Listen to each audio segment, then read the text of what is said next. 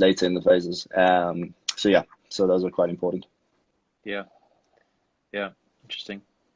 And your reporting systems, how do you make sure that that data is meaningful for yourself, but also for the players, for the Yeah, coaches?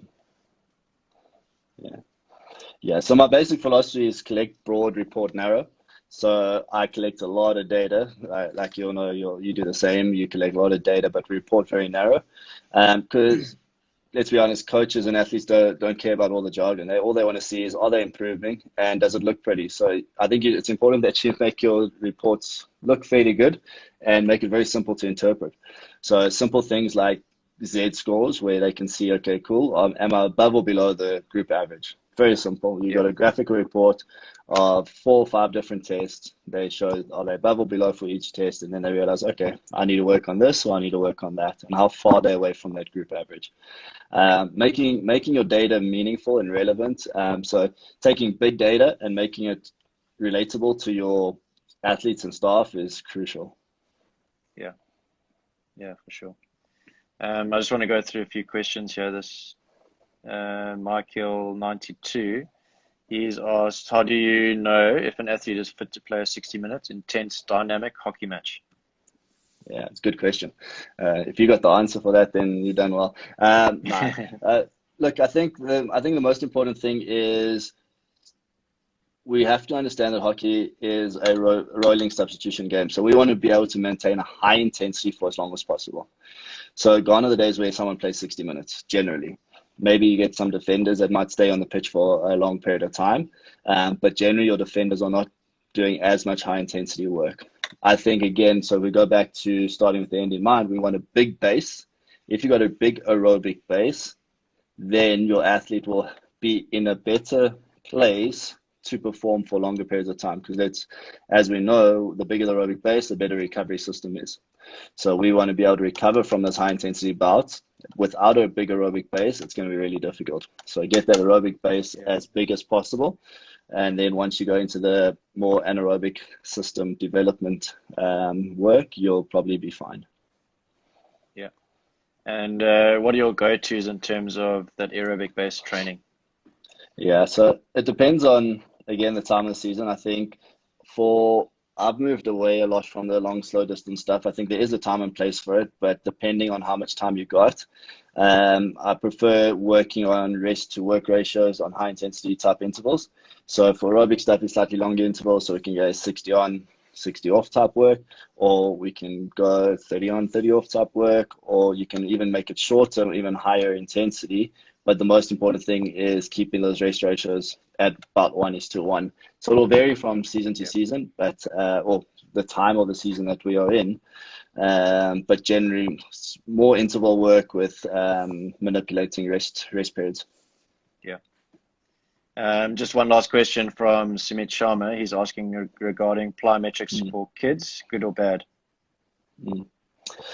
So I don't think it's as simple as Samir, I don't think it's as simple as good or bad. I think it depends on what sort of base the children have. I think there's a notion that strength training is bad for kids. However, that is been proven over and over again in the literature that that is not the case. So when it comes to plyometrics, for example, if I asked any parent, do they send their kids to a park and do they run and jump off a jungle gym, and are they going up a slide and down a slide? Effectively, that is plyometric in nature. Yes, you got to be smart about how to do it, and I think it's really good to get the fundamentals right in these young athletes and get their movement patterns correct. But ultimately, when they're on the playground, they're actually doing plyometrics already because they're jumping around and they're up and down slides and swings and whatever else. But if we're looking at structured training, there needs to be a system in place where you progress what they're doing to get some sort of good movement patterns, a little bit of strength, and those sort of things prior to implementing structured plyometrics. But there's no reason why they can't do it under supervised guidance, under people who know what they're doing. Yeah, for sure. I think if they follow those guidelines, it can only be beneficial. Oh, Like you said, 100%. playing So there's a really good, yeah, sorry, Karen. bonding anyway. So by exposing them to those sort of things in training under Yeah. supervision, it's probably actually going to help them and prevent injuries on pitch. Yeah. 100%. And there's really good research on it now that the earlier we can implement resistance, it's called integrative neuromuscular training, the earlier we can implement that sort of training at a younger age, the more these athletes or these young people can adapt to those demands that you place on them. So what we find is the later we implement strength training routines, balance work, movement pattern work, or whatever else it might be that you're doing with the young athletes, the later we implement it, the less developed they are later on, or it's very hard for them to catch up. And we even see that at national level, and you'll know that, is that if they haven't got a good base from a young age, we end up at national level trying to work on running technique, movement pattern work, just because they haven't been exposed to it at a young age. And then when they get to international, national level, it's really difficult to correct those bad habits. Yeah, sure. Just one last question. In the beginning, you mentioned individual stuff. In terms of the testing, how individual specific do you get in terms of one, you're reporting, but then also the implementation of that data into training? So in team environments, it's really difficult to be super individualized. I think what people have to realize is that in every sport, so we take hockey players, for example, again, it's just an easy example because that's in our current environment.